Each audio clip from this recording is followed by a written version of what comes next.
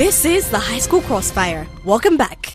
They are telling us that one of the things that they can do to opt, like what they can opt for instead of sensitization and awareness programs, is enhancing security. But security without giving me information is of no use. Pano, you can bear me witness. How will people know about the enhanced security if at all they are not made aware? We as Team Affirmative come here to say that sensitization is one of the key factors, simply because it is the first step that you can take so that you can come to the next step, which could be security in that case. We are not doing away with the other factors that can prevent human trafficking. The other factors can come, but we are considering the key factors in this case, which we do believe are sensitization and awareness programs. Then Team Negative also comes here and tell us that there is nothing that we can gain from public gatherings because people in the rural areas will not be able to access that information. But then we are looking at this as one of the options that we can opt for. According to the research that was carried out, 44.9% of the urban individuals would watch TV compared to only 9.0% of the rural individuals, and this means that we can cater for everyone, whether blind, any person with disabilities. But why are we bringing in the concept of public gatherings? People of the rural areas also have to get information about that. The only way how we can achieve this is only by having the gatherings. And if at all people are in the know of the advantages of like knowing about human trafficking, we as Team Affirmative are certain that they will be able to come for those gatherings because no one is ready to lose a life. Now, brainstorming more about what this one, my first colleague said, she showed us how we can sensitize the people about human trafficking to prevent it. We are not looking at ways of stopping it or doing away with it, but then we are looking for how can we suppress it. That is the meaning of prevention. You prevent something like you suppress it before it arises. And we can use mass media means like televisions and radios. Then we also use social media platforms.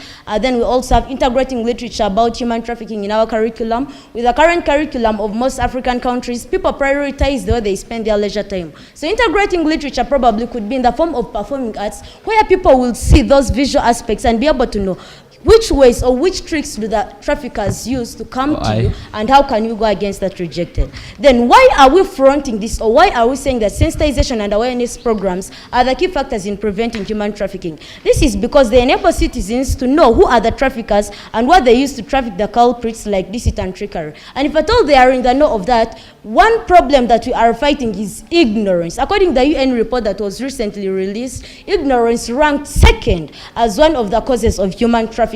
And we can see that it takes up a very big percentage leading to human trafficking. Then we also want to enable the people to know who to inform in case of any human trafficking suspicion, so as to solve them before they do arise.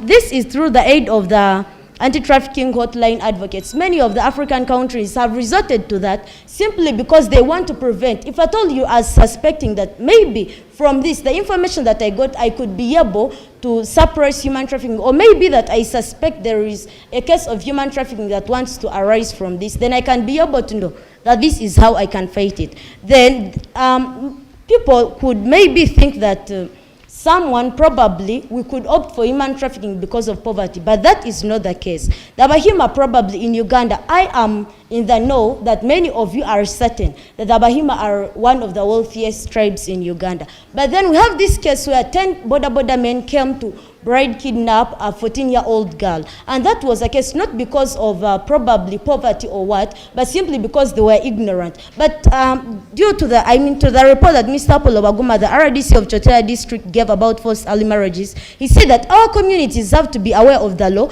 and abide by it, and it is only through that that we shall shun such outdated cultural practices. I therefore beg to rest my case.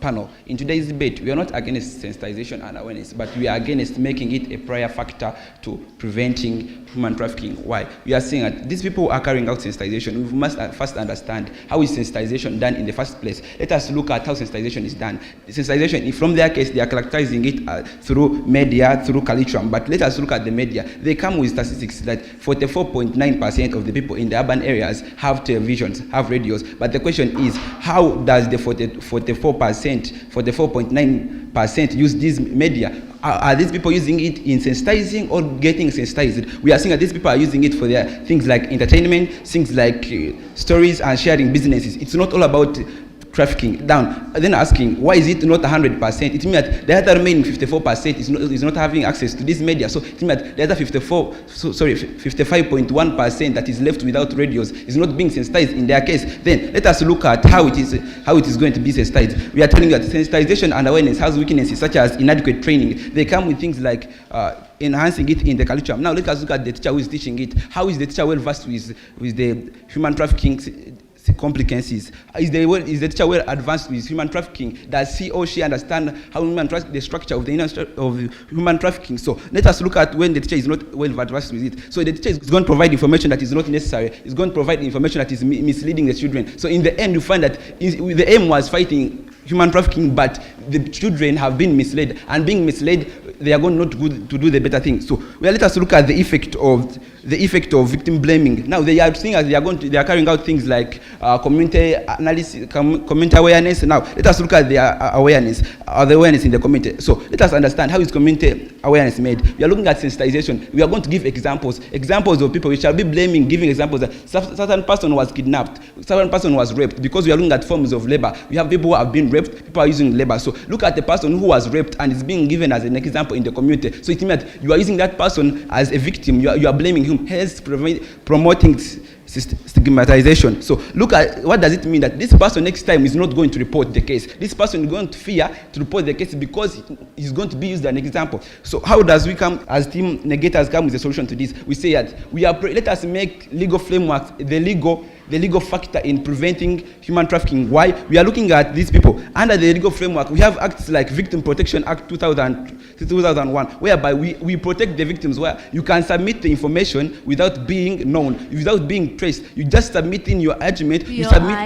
I'm coming to you, Honorable. You submit your information without being known. So that's, if you are making the sensitization they are carrying out, you will not be identified. Now, let us look at the work of the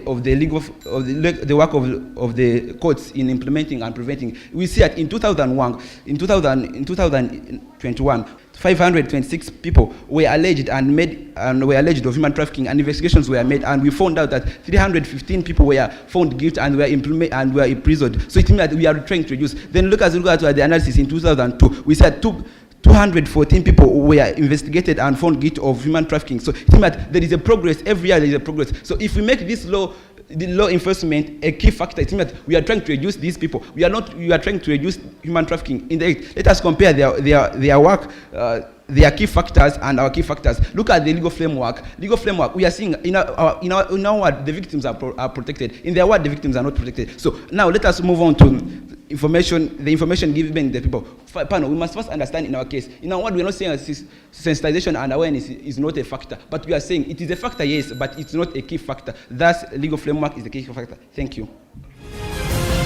This is the High School Crossfire. We'll be back in a minute.